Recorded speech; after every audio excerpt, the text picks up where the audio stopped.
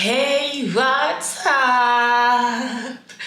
Bienvenue dans cette nouvelle vidéo et première vidéo de l'année 2023. Une vidéo qui, forcément, va parler du bilan de 2022, de mes vœux pour 2023, de ce qui va se passer pour cette nouvelle année. Mais c'est une vidéo un petit peu particulière. Je vous laisse avec la suite.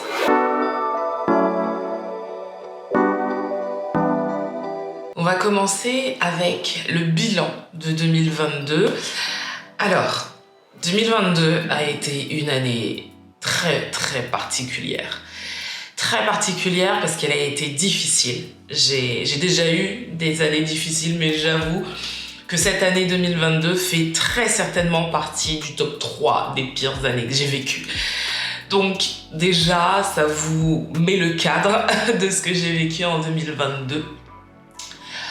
Pendant cette vidéo, il y a des chances qu'il y ait un surplus d'émotions. Donc si c'était le cas, j'ai pas envie de m'excuser parce que j'ai envie de vivre pleinement mes émotions et surtout, je crois que cette année 2023 va être axée sur des vidéos un peu plus profondes, un peu plus introspectives. On va parler sentiments, vécus, comment surmonter les choses. Donc on va commencer dès la première, comme ça vous met directement dans le bain. Donc comme je vous le disais, 2022 a été une année particulière. On va commencer par le positif, parce qu'il n'y en a pas beaucoup et que ça va aller plutôt vite.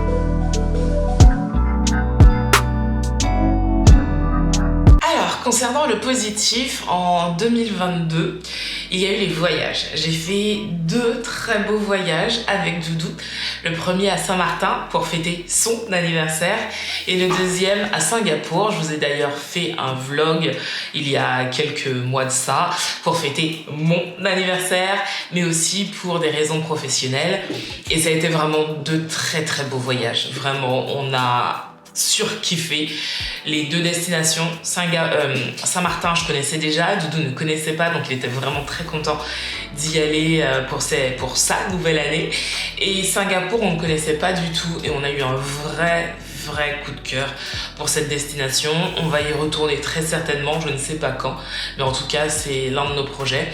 Donc en positif, il y a eu ces 2 très beaux voyages qui nous ont marqués. En 2022, il y a aussi eu la réussite de mon BTS. Je suis vraiment contente parce que j'ai énormément travaillé pour l'avoir du premier coup et ça a été chose faite.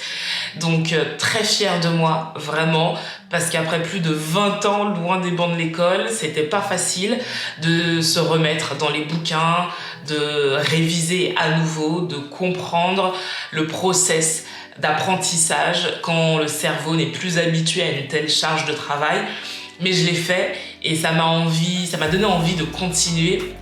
Donc je vais continuer, je sais pas encore quand, ni dans quelle direction, mais c'est vrai que ça m'a boosté, ça m'a permis aussi de voir que je me mettais des limites et que je pouvais beaucoup plus que ce que j'imaginais. Une autre chose positive qui est partie d'un constat négatif, on m'a détecté une tumeur bénigne en 2022. En fait, pendant des années, j'ai eu des règles très douloureuses. D'année en année, c'était de plus en plus douloureux. Je saignais de plus en plus. Et en fait, c'est une chose qui arrive généralement quand on approche de la ménopause, puisque cette année, j'ai 40 ans. Et j'ai eu de la chance parce que j'ai trouvé une gynéco qui était vraiment à l'écoute, qui m'a écoutée, qui a su prendre le temps de comprendre ce qui se passait. Et donc voilà, donc après plusieurs analyses, on a découvert que c'était une tumeur bénigne qu'on a pu opérer. J'ai aussi eu beaucoup de chance parce que le corps médical qui s'est occupé de moi a été tout simplement extraordinaire. Alors je pense ne pas être la seule à détester l'univers de l'hôpital. Je ne pense pas que ce soit un milieu très rassurant. surtout quand on se fait opérer sous anesthésie générale. Donc j'étais assez effrayée, mais c'est vrai que le chirurgien qui s'est occupé de moi a été hyper pédagogue, hyper patient, a pris le temps de m'expliquer comment se passerait l'opération, de ma prise en charge à l'hôpital le matin à après l'opération. Et après l'opération, l'hôpital m'a appelé pour savoir si ça allait bien. Voilà. Vraiment, ça a été vraiment une prise en charge totale et vraiment humaine. Donc ça a été aussi très positif en 2022. Et bien sûr, j'ai eu de la chance d'avoir de quoi manger, j'ai eu un toit sur la tête, j'ai pu voir les gens que j'aimais. Donc bien sûr, j'ai certainement eu beaucoup de chance par rapport à certaines personnes et ça j'en ai conscience, mais voilà, après la douleur et les choses que l'on considère difficiles ou pas, on ne peut pas les comparer d'une personne à une autre. Chaque personne vit les choses à sa manière, chaque personne considère ce qui est difficile ou pas selon son vécu et je trouverais ça indécent de se dire que c'est plus difficile parce que toi t'as vécu ça que moi parce que j'ai vécu ça. En fait, chaque personne vit les choses à sa manière et si on considère que ce que l'on vit est difficile, ben c'est ok.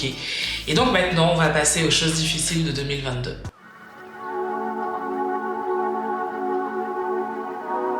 En 2022, donc hormis cette tumeur bénigne qui a été soignée, j'ai été malade 9 mois sur 12 à cause d'une toux qui ne passait pas. Alors quand je vous dis une toux, c'est pas la petite toux, non, c'est de vraies quintes de toux pendant toute la journée et ça a duré 9 mois. Alors je sais pas si vous imaginez tousser tous les jours. Alors je ne toussais pas le soir, donc je pouvais dormir, mais par contre, toute la journée, je toussais, avoir des quintes de toux, à pleurer, avoir mal à l'estomac, mal à la trachée, mal à la tête, tellement je toussais.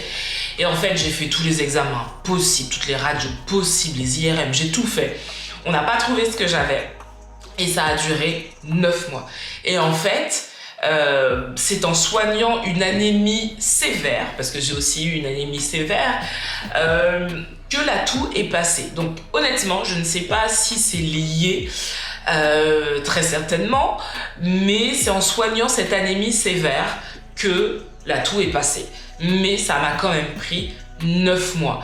Et honnêtement, ça a été une fatigue mentale et physique de me dire mais pourquoi ça ne passe pas? J'ai pris de la ventoline, j'ai tout pris, on m'a tout donné et les médecins étaient dépités parce qu'ils ne comprenaient pas pourquoi je toussais autant.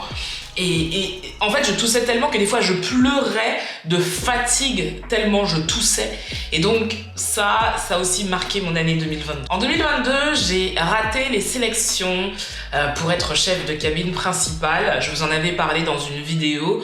Donc, en fait, c'était une journée, c'était tout un processus de sélection où chaque étape était éliminatoire. J'ai réussi toutes les étapes, j'ai été jusqu'à la dernière. Donc la dernière étape, c'était l'entretien individuel, donc que j'ai passé. Mais je n'ai pas été retenue, il n'y avait que 6 postes à prétendre et je n'ai pas été retenue sur les 6 postes. Donc ça aussi, ça a été un échec en 2022. J'avais énormément bossé. En plus, les sélections étaient en même temps que quasiment en même temps que mon BTS, que mes examens de mon BTS. Donc ça a été une charge de travail juste monumentale. Et heureusement que j'ai eu le BTS, parce que si j'avais foiré les deux, je crois que je ne m'en serais pas remise.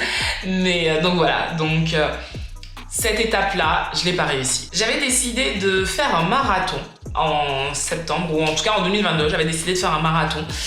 Ça ne s'est pas fait. J'ai commencé les entraînements, j'étais motivée et puis en fait en fin d'année j'ai réalisé que j'avais pas envie, qu'à chaque fois que j'allais à l'entraînement, mon corps ne voulait pas, j'arrivais même pas à courir 3 km et donc je me mettais une pression qui n'était pas utile. Et après la pression que j'avais infligée à mon corps pour les sélections de chef de cabine principale et mon BTS, j'avais pas envie de recommencer en fin d'année avec ça.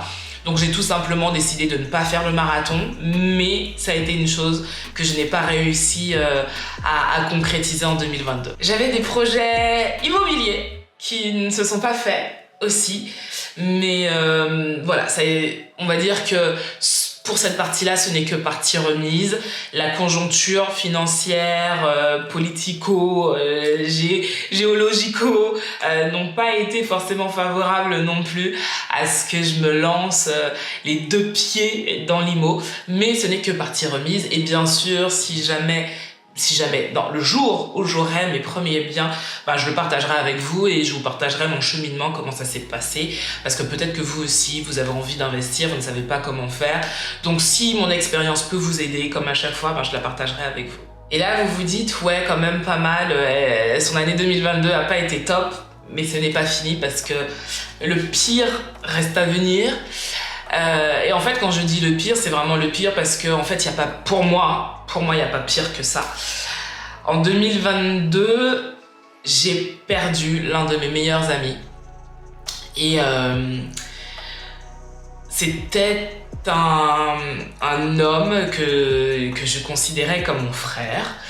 C'est une amitié de 20 ans, vraiment, de 20 ans. Il m'a vu grandir, il a été à mes côtés à chaque étape de ma vie et donc il est mort juste avant les fêtes de Noël et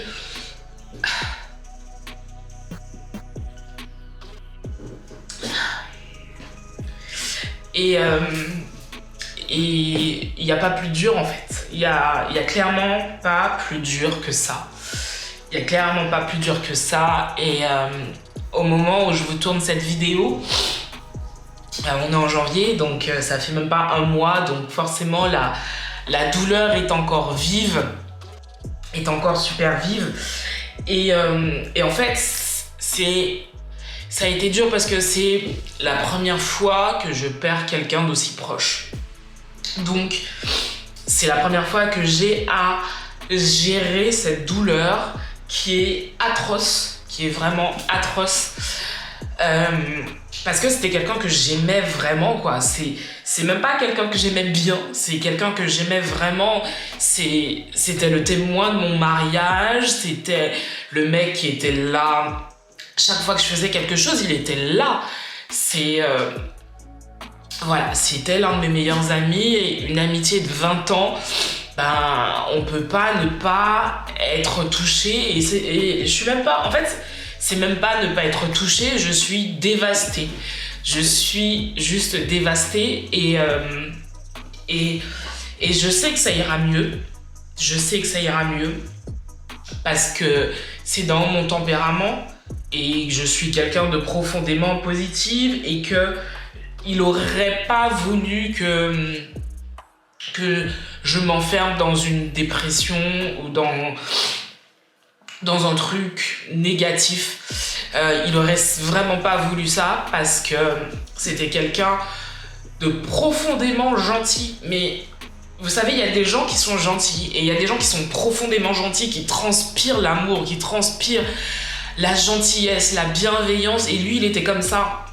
Et ne serait-ce que par respect pour l'homme qu'il était, ne serait-ce que par respect pour l'amour que j'avais pour lui, j'ai pas le droit de sombrer et de m'éterniser dans une douleur qui, voilà.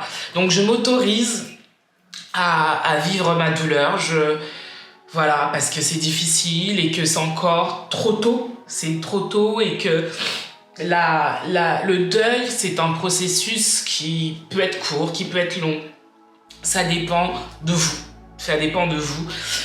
Moi, c'est la première fois que j'ai à vivre ça, donc je ne sais pas combien de temps va prendre ce processus. Je sais que ça ira bien, mais je sais pas quand.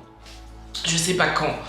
Et c'est vrai que terminer cette année comme ça... Voilà, il y a pas pire, et donc ça remet en perspective et en cause beaucoup de choses sur 2023 et sur moi, sur mon avenir, parce que en fait on peut pas perdre quelqu'un comme ça et ne pas prendre du recul sur la vie, sur soi. En tout cas, moi, c'est pas ma conception des choses et je me dis que il peut pas être parti pour rien. Vraiment, il peut pas être parti pour rien.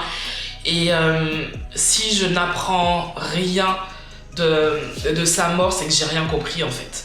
Si je n'apprends rien de sa mort et surtout de sa vie. Surtout de sa vie parce que, comme je l'ai dit, c'était quelqu'un de tellement bien, que si j'apprends pas de sa vie, c'est vraiment que j'ai rien compris. Et donc, là, je suis vraiment dans une introspection de la direction que j'ai envie de prendre, des choses qui sont vraiment importantes pour moi. Et c'est vrai qu'il y a des choses que j'ai mises de côté, déjà, parce que je réalise que je le faisais parce qu'on me demandait de le faire. En soi, ça me dérangeait pas de le faire, mais est-ce que vraiment j'avais envie de ça? Non, donc là, je suis en train de me recentrer sur des choses qui me font du bien pour l'instant. Et c'est vrai que là, par exemple, les choses qui me font du bien, c'est le yoga, c'est la méditation. Pour l'instant, c'est les seuls moments où vraiment j'arrive à respirer parce que j'ai un poids sur le cœur. Et donc, je pense que l'année 2023 va être axée sur ça, sur réussir à aller bien physiquement, mentalement et mettre l'accent sur vraiment le yoga, la méditation parce que ça me fait vraiment du bien. Et ensuite, l'année se passera comme elle doit se passer. En fait, honnêtement, j'ai pas envie de vous dire voilà, cette année je vais faire ci, je vais faire ça, machin. Non, cette année je vais juste essayer d'aller bien. Et c'est déjà pas mal en fait. C'est déjà pas mal d'essayer d'aller bien. On se met une pression de dingue. Et c'est vrai que le mois de janvier, c'est le mois où tout le monde prend des résolutions, où tout le monde essaye, tant bien que mal, de faire comme tout le monde. Et les années passées, moi je faisais partie de ces gens, hein. Oui, je vais faire ci, je vais faire ça, tout ça. Et ça a plus ou moins marché. Mais non, cette année, je vais juste essayer d'aller bien. Voilà, c'est tout ce que je vais essayer de faire cette année. Et si ça marche, c'est déjà bien. Et ce que je vous souhaite pour cette année 2023, c'est... je vous souhaite pour cette nouvelle année d'être en paix, de trouver le bonheur où qu'il soit et peu importe la forme qu'il ait. Je vous souhaite d'aimer et d'être aimé, mais démesurément. Je vous souhaite de rire aux éclats chaque jour. Je vous souhaite d'être émerveillé par les petites choses de la vie. Je vous souhaite de vivre vraiment, pleinement, mais putain, vivez. Vivez parce que c'est la seule chose que l'on a. Donc voilà, je vous souhaite une merveilleuse année 2023. Le contenu de la chaîne sera très certainement différent les prochains mois. Très certainement.